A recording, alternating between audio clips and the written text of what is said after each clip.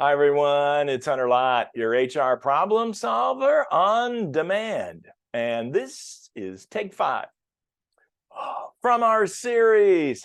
Haven't we been here before? Exempt versus non-exempt. And the new Department of Labor proposals that I want to talk about in this session.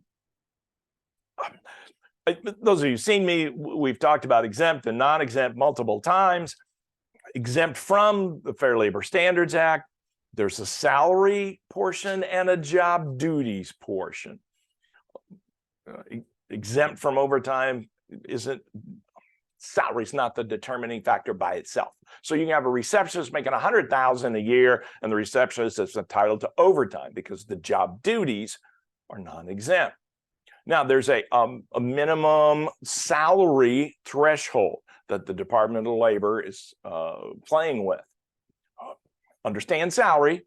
It's a weekly amount that the employee gets regardless of quantity or quality of work. And we still don't understand this. I got an email this morning.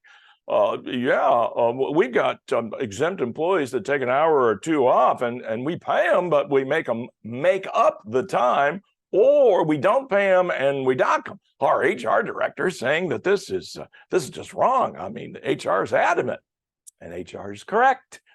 I don't want to be playing with this.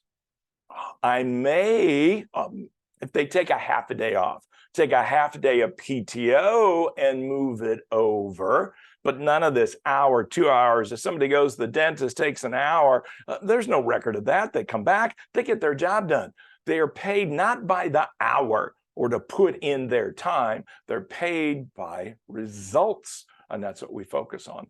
And if you start treating exempt like non-exempt, you run the risk of losing the exemption. You can see right here from Department of Labor, the employer will lose the exemption if they have an actual practice of making improper deductions. Now, proposal of the minimum salary threshold. You see this from Fisher Phillips earlier this year, and they right now it's 35,568, and they pegged Department of Labor is probably going 46 to 52. Well, a couple of weeks ago, we got word from the Department of Labor, and their target number is 55,068. That would be the minimum threshold for exemption for most employees. In other words, anyone making less than that, most employees, you would have to pay overtime. They would now be non-exempt.